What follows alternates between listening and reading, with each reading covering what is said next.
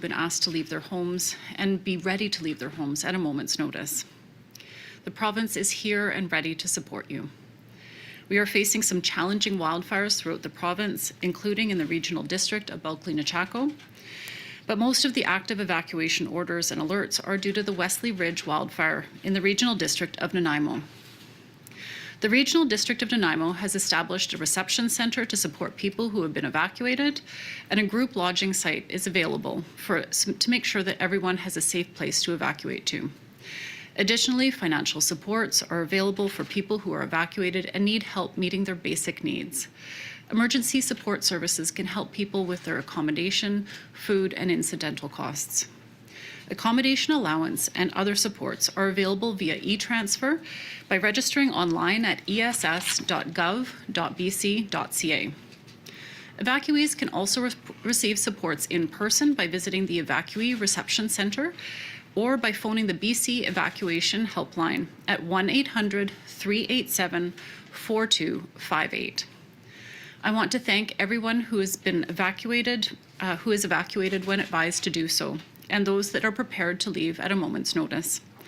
Yesterday, I had the honour of spending time at the Regional District of Nanaimo's Emergency Operations Centre and the Coastal Fire Centre. It was inspiring to see the passion, the dedication, and the empathy of all those who are working together to respond to the fire and support people who are needing help. Their commitment to supporting and protecting and supporting people was incredible to see firsthand. And I'd like to thank the local governments and First Nations, the BC Wildfire Service, firefighters, emergency management personnel, and staff from various ministries who worked tirelessly over the long weekend to keep people safe. We know that we still have challenging weeks ahead for this year's wildfire season, and the province remains committed to supporting people. As always, I want to encourage people to stay alert and be prepared, and take the time today to create a household emergency plan. Have a grab-and-go bag ready for you, your family members, and even your pets, and make sure that you have the insurance coverage that you need and know how to access that coverage so that you can have peace of mind when you need it most. Lastly, I know that British Columbia is a beautiful place to explore for locals and tourists. Our communities and natural wonders are ready to welcome you for a visit. I encourage people to get outdoors and experience all that BC has to offer. And at the same time, it's also important for locals, travelers, and tourists to understand the wildfire risks in the areas that you're visiting and the wildfire risks in the area that you're traveling through. To stay informed on evacuation orders and alerts across the province, visit emergencyinfobc.ca. And to learn of any road closures, delays, or conditions, visit drivebc.ca. And to prepare for hazards of all kinds, visit preparedbc.ca. I want to thank everyone for doing their part in being prepared, informed, and alert. I'll now invite Minister Parmar to have a few words. Thanks very much, Kelly, and good morning, or I should say good afternoon, everyone. My name is Ravi Parmar. I have the pleasure to serve as British Columbia's Minister of Forest and the Minister responsible for the BC Wildfire Service. Pleased to join my colleague in providing an update on the 2025 wildfire season. First off, I want to join Minister Green in acknowledging the challenges people and communities are facing with wildfires. It's an extremely difficult time, especially for those who've had to leave their homes. My heart goes out to everyone in this situation. Since my last update a week ago, many parts of British Columbia have certainly seen an uptick in wildfire activity. As predicted, recent summer storms led to nearly 70,000 lightning strikes in the past week, which has led to a sudden increase in the number of wildfires. As of this morning, there are 120 active wildfires across the province of British Columbia. That is the Wesley Ridge wildfire, which we'll touch on in a moment. In total, there have been just over 850 wildfires started this year. In comparison, last year at this time, we were just over 1,000. One of the wildfires we've been focused on is the Wesley Ridge wildfire near Cameron Lake on Vancouver Island. As of this morning, the fire remains at 538 hectares in size. This fire is burning on steep and challenging terrain, and the BC Wildfire Service has deployed heavy equipment, helicopters, air tankers, structure protection, and over 200 personnel. This includes the incredible structural firefighters deployed in coordination with our BC Wildfire Service crews that are working right now as we speak to protect homes, properties, and the Highway 4 corridor. I want to remind everyone to keep clear of waterways in the area so the aviation crews can do their work safely. The Wesley Ridge fire is not the only wildfire we've been responding to this week.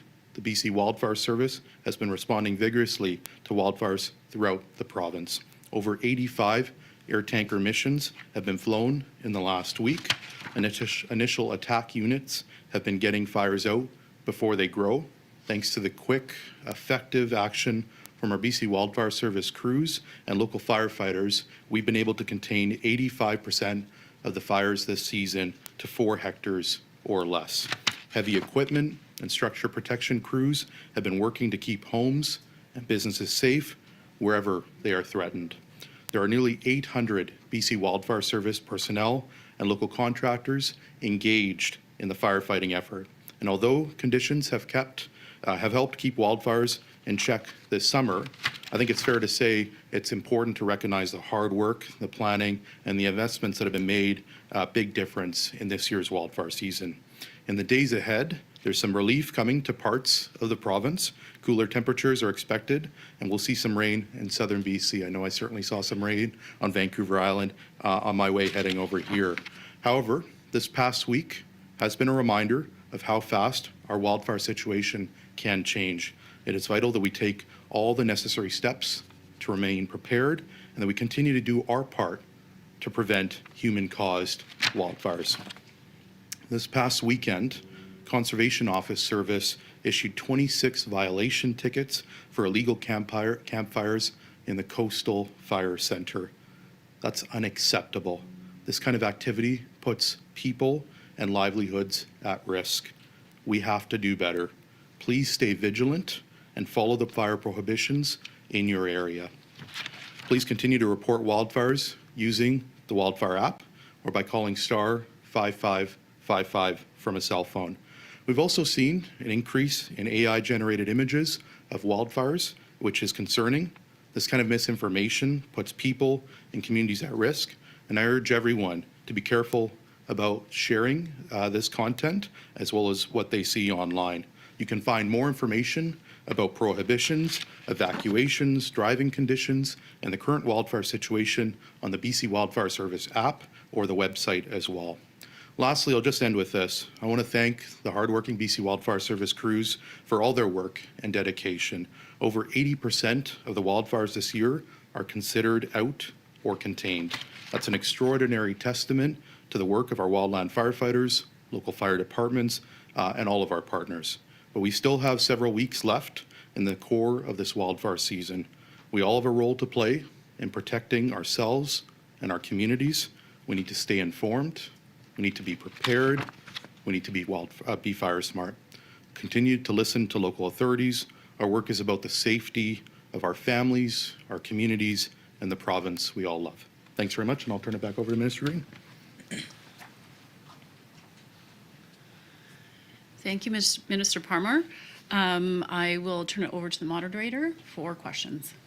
To the media on the line, please press star 1 to enter the queue. You'll have 1 question and 1 follow-up. We will start with Mark Page from Black Plus Media. Mark, go ahead. Mark?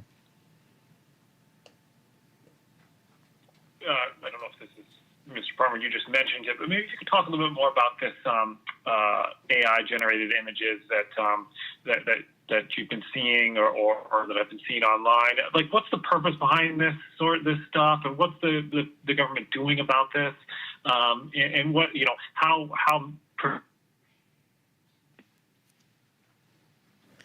Mark, you've cut out. Mark, if you can just repeat the question, that would be great. Hi, can you hear me? Yeah, we can hear you. If you want to start all over again, that would be great. Go ahead. Sure. Yeah, I was just hoping that Mr. Parmar could expand on his comments about the problems with AI-generated images and misinformation online.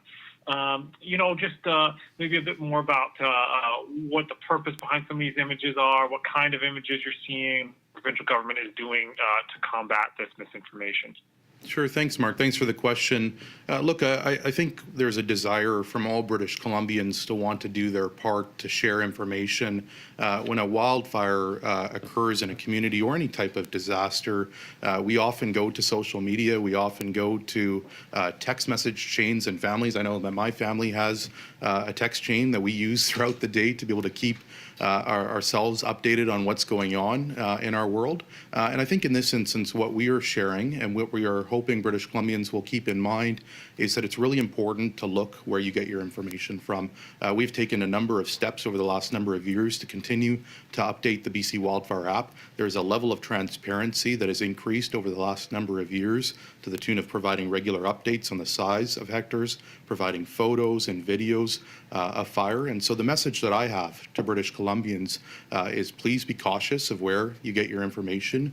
Be aware of AI-generated content. And if you want to know where you can get the best information, the most up-to-date information, the BC Wildfire app is a place to go. Mark, do you have a follow-up? Sure. Obviously, you mentioned that, how many fires have been, held to 4 hectares or less this year. And, maybe you could talk a bit about what new technologies are being deployed, specifically, there's expanded use of night vision technologies to battle fires at night and how much of an impact this is having. Yeah, thanks, Mark. I think it's having a huge impact. I really got a lot of pride in Cliff and the team at the BC Wildfire Service. Many would expect when the wildfire season is over, they're taking a long break. They're not. They're preparing for the next wildfire season. And again, utilizing world-class technology here in British Columbia. We have a predictive services team that I'm sure Cliff can talk more about that provides a real good sort of data collection to be able to help inform the decisions we make. But as it relates to technology, some of it's really simple. It's making sure that we've got contracts on the ground. We've got a heavy strike team that we're deploying in 2 parts of the province that utilizes forestry contractors to help support the work that we do. I shared a number of weeks ago that we've got a great partnership with UBC Okanagan to use wildfire detection cameras. We're going to be deploying those across the province over the next number of years to be able to better support. Maybe I'll turn it over to Cliff to fill in the gaps on some other things that the BC Wildfire Service is up to. Yeah, thank you very much for the question, Mark, and Minister, for your response. Just to go a little bit deeper into the night vision technology, as well as a couple others. One of the pieces for us is as our fire seasons have become increasingly more challenging tactically for us to suppress fires during the heat of the day, many in BC realize that we're starting to break temperature records every year. We're seeing our fuels are drier than they've ever been before. And we have had a few press conferences this year about the drought situation in BC. And all of that together really culminates in the fire environment as more aggressive fire behavior, longer firefighting seasons, and sometimes fires that are very difficult to suppress during the heat of the day. Night vision has allowed us the ability to really step up our night operations game, which we have always fought fire at night. We had just never done it before with aviation resources, which is a critical step in our process at actively suppressing wildfires. And so having this fleet of aviation resources with our own staff that can use night vision technology to identify hotspots, but more importantly, to be able to drop buckets of water on those hotspots to protect people's homes, to protect the forest, has really given us a leg up when it comes to our firefighting tactics and allowed us to really expand the successful suppression efforts that we use on the ground. In addition to that, we've also evolved our air tanker fleet over the last couple of years using more modernized technology, including the technology they have on board, but also I would say diversifying our fleet, ensuring that we have both amphibious aircraft that can both drop retardant as well as scoop water off of large water bodies like Okanagan Lake, as we saw last week, as well as more aircraft in our system. So we have more air tankers in our fleet than we've had before. In addition, we have more helicopters in our fleet that we have had before, including the night vision ones. Minister Parmar talked about this, the investment in technology.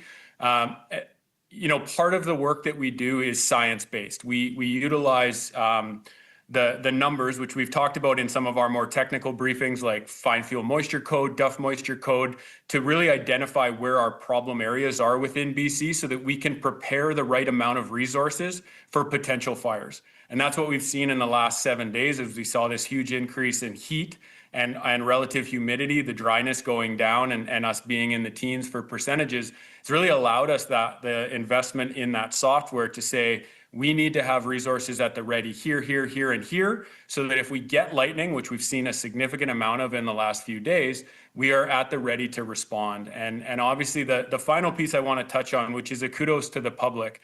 As we've updated our wildfire app, one of the things we've updated in that is the ability for the public to report a fire through that app. Inclusive in that is the ability to post a picture with the fire report. That does a tremendous amount of good for our decision makers who have to decide on some days where we get thousands of calls, which ones are not real, but which ones might pose the most significant risk to communities.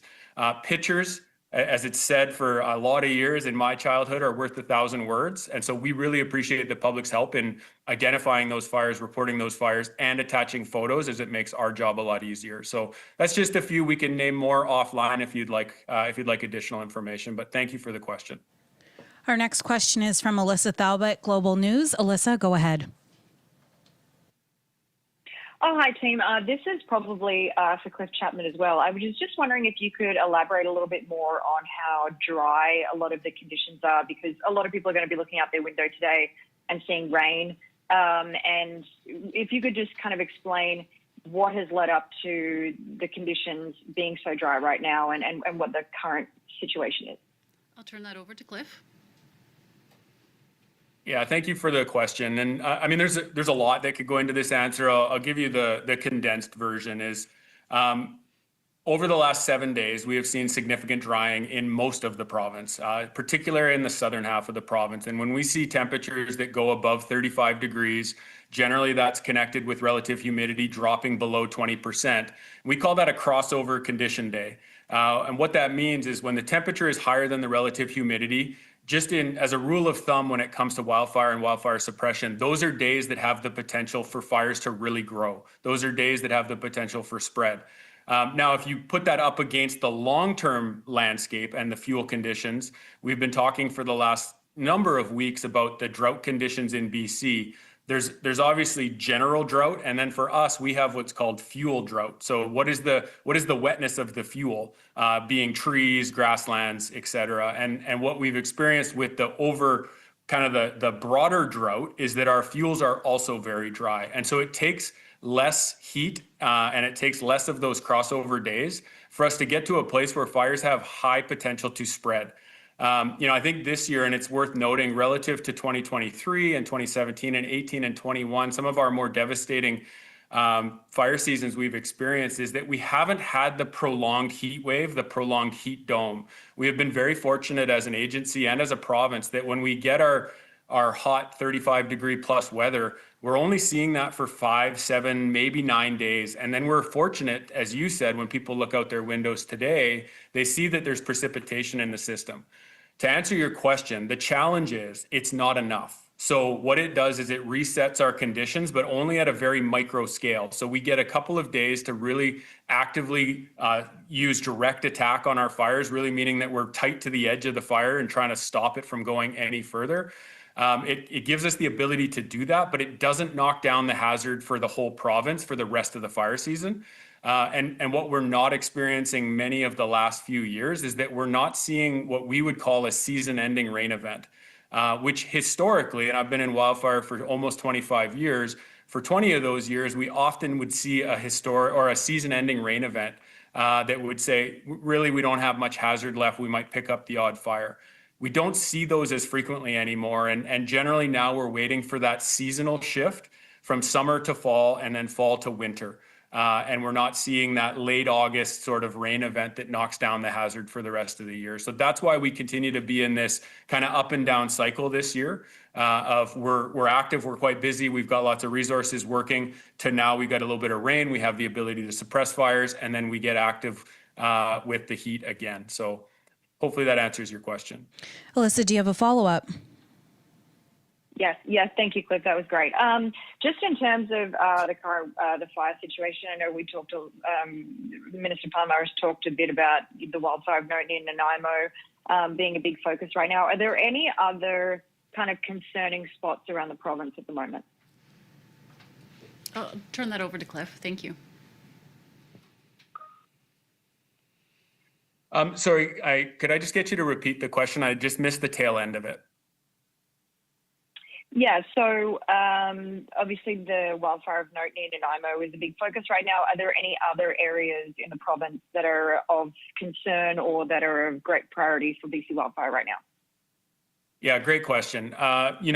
We talked a little bit about the rain that's here today, and we'll get a little bit more tomorrow. Before Friday, we're going to see, what we call a ridge, a high pressure system building back in. It's going to bring us back into those higher temperatures, probably in the low 30s. Unfortunately, the rain that we're going to see and we are seeing right now is not going to hit the northeast of the province. So our Prince George Fire Center that has been working tirelessly really for the better part of 3 years continues to see that they're just missing those significant rain event days like we're seeing even right now in the southern half of the province. So there is concern in Prince George in the northeast of the of their fire center, as well as in the southwest in what we call the kind of the Nadina zone. There's a couple fires there that you can see on our app that are a little concerning, and we obviously are actively sending resources to those fires. Beyond that, I think what we're going to see is when we get back into this drying trend starting over the weekend, really the whole south is going to heat up again, and there's going to be the potential for those valley bottom fires that are going to be, they're going to pop up with all this lightning that we've had. And so there is no place in BC this year, and frankly, probably any year, that is going to be safe from the threat of wildfires. But fortunately, with our increases, as I answered on a previous question about our increases in investments in technology, is we feel we are better prepared than we ever have been to address those starts when they come. So in terms of the rest of August and even into September, I wouldn't say there's anywhere in BC that I would say there's no hazard left there. So to answer your question, it's a bit broad. I would say the whole province, but specifically right now, Northeast, the island, and the mainland coast are probably where the hazard will hold through these couple days of precipitation. Our next question is from Renee Lucas. Renee, go ahead. CBC Vancouver. Hi there. Can you hear me? Yeah. Go ahead. Hi, can you hear me? Yep. Okay. Wondering why platform and associated coordination roles halted, or why were they? And are there plans to bring the program back? Sorry, I missed the beginning of that question. Why were the emergency accommodation booking platform and associated coordination roles halted? And are there plans to bring the program back? I'm going to assume that you're asking about the hotel booking portal. Mm-hmm. Yep. Okay. Thank you. So we did do a trial of the BC Hotel Association portal, and we, in the meantime, have changed our supports for people to include a direct $200 e-transfer so that people can choose the accommodations that suit them best. We saw in the 2024 wildfire season that about 2/3 of people opted for the $200 amount, that it met their needs better. And so we're seeing less stress on reception centers trying to find accommodations. And so we are continuing to work with Hotel Association in making sure that we're supporting tourism and that we're supporting people who are being evacuated.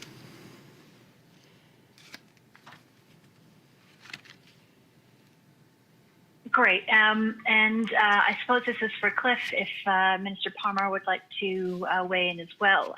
In a Facebook post, the BC Conservation Officer Service has issued around 16 campfire ban violation fines, totaling over 30,000 over the long weekend.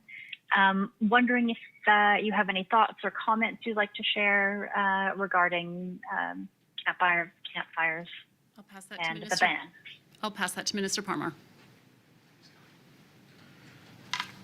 I'm sure Cliff's got some thoughts on this as well, who's someone who's working very hard with his crews to help fight fires. Look, my message to British Columbians is please follow prohibitions. I recognize that it's a lot of fun to be out there, going out camping, enjoying the great outdoors.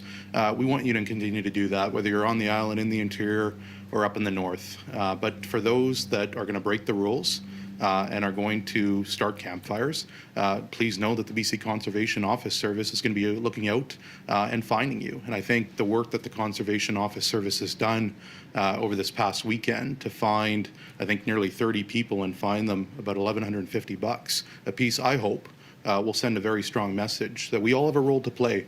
Our wildland firefighters are doing their part. They're working hard every single day, all day long, to help protect people and help protect communities. We all have a role to play in every corner of this province.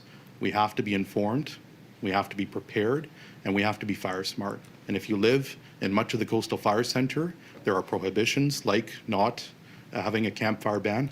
We would ask that you follow those rules. Our next question is from Ashley Janot, Canadian Press. Ashley, go ahead. Hi, thank you. A lot of my questions have already been answered, but I'm wondering if anyone can tell me, with regards to the Wesley Ridge fire, can you tell me whether any structures or homes have been lost in the fire to this point? Thanks so much for the question. At this time, no homes have been lost, and we know that it is very important for the surrounding communities as well to make sure that Highway 4, which is critical infrastructure, is functional for travel. And so the local authorities, the District of Nanaimo, the Wildfire Service, and AMCR, Ministry of Transportation, all working together to make sure that we've got rapid communication on what the current conditions are, updating Drive BC, Emergency Info BC, so that people can get up-to-date information there. And I'll turn it over to Cliff for an update on other structures that might be impacted. Yeah, thank you, Minister. And to echo your point, no, there haven't been any structures impacted. But I do think the fire, Wesley Ridge, as well as Peachland, as well as many of the fires we've experienced this fire season, do signal and I think are very significant in the form of really diving into FireSmart and FireSmart principles as individual homeowners and property owners. And you can go to firesmartbc.ca and there's lots of tips and tricks on what you can do to FireSmart your property and work as a neighborhood and even as a community. And I think as we continue to experience these fire seasons, whether they're 2023 historic or 2025, where we're seeing some of these community impacts, we all have a role to play, and obviously we're going to continue to respond and try to work through our prevention team to make BC safer, but we're also want to work with the public and homeowners and landowners on doing the same thing so that we can all work together, much like we do in response and like we are doing in response right now. So encourage everybody to visit firesmartbc.ca.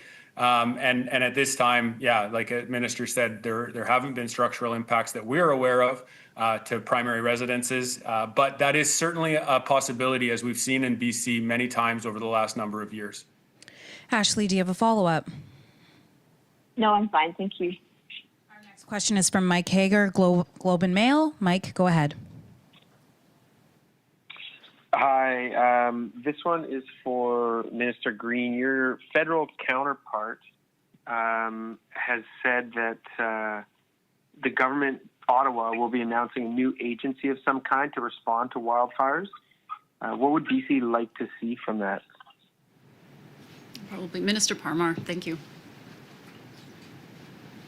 Yeah, thanks, Minister Green. Thanks, Mike. We'll certainly keep comprised. I would say in my conversations with Minister Tim Hodson, who's the Minister of Natural Resources Canada, there's always a desire to support. We do have an interagency organization nationally that helps support coordination between all the different provinces and territories. In terms of our asks of Ottawa, continues to be supports for emergency preparedness, for wildfire mitigation work, and we would certainly welcome any further dollars and any further commitments from the federal government to help support us here in British Columbia, and I'm sure my colleagues across the country, in particular in Manitoba, Saskatchewan, Alberta, and Ontario, would share that message as well. Mike, do you have a follow-up? Yes. There was a study last month from UBC suggesting that clear-cut logging can make catastrophic floods up to 18 times more frequent, and that flooding has been linked to droughts in the summer as well. What is your ministry doing to coordinate kind of the management of forests better to improve kind of wildfire season? Thanks, Mike. I would say at the outset, the clear-cut logging that I think people would assume is leading to that is 1950s style harvesting in British Columbia and much of Canada. I don't think that's happening here in British Columbia anymore. We lead with world-class civiculture practices. One of the things that I had an opportunity to do in the last number of weeks was get a briefing from the Forest Practices Board of British Columbia. They put out a study talking about the role that wildfire mitigation can play in forestry. We have accepted all of their recommendations, are working hard to implement them over the next number of days, weeks, and months ahead. But I would say at the outset that we have world-class civiculture practices. There's always room for improvement. And I would say that many of the companies and licensee holders here in British Columbia are continuing to adopt practices. They have agrologists that are on board, biologists, as well as foresters who are leading the way. And I'm particularly proud of the work they're doing in every corner of this province. Our next question is from Adam Chan, Check News. Adam, go ahead. Oh, hi there. In regards to the Wesley Ridge fire, I know it's in some steep and challenging terrain. Just wondering if there's been any reports of firefighters injured or anything like that? I'll turn that over to Cliff. Yeah, thanks for the question, and certainly appreciate the questions about our staff and their health and safety. It's something that we focus on significantly at BC Wildfire Service. That fire is in a particularly steep valley. You know, we have our incident management team, one of our 5 incident management teams out there. They prioritize safety of obviously our responders, also the community that is there, and any contractors that are working for us. So, you know, often we do see on these fires, on any of our fires that have a significant amount of people, we may see some minor injuries. But on that fire, there haven't been any significant injuries reported that I'm aware of at this point. We can follow up after the call and make sure that that's accurate. But you know, we prioritize safety when we're fighting these fires, in particular when we're in these steep valleys that have the mountainous terrain that our firefighters are up and down multiple times a day. So I appreciate the question. I know our people appreciate that question because they are working tirelessly to try to protect communities when these fires happen, and their safety is paramount. Adam, do you have a follow-up? Yeah, I noticed today Island Health put out a warning about smoke sort of in that wildfire region. Wondering if smoke and air quality concerns are an issue across BC or this area specifically. Yeah, for wildfire smoke, there's a number of things that people can do. One of them is to be inside with your windows and doors closed. If you have a HEPA air filter or other air filtration systems in your home, such as a heating or cooling system, you can turn those on.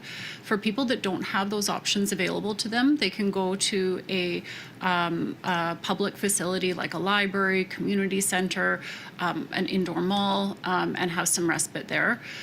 We will continue to update people on air quality concerns, as well as information from the Health Authority. Thank you, and that concludes today's event. Thank you. Thanks very much.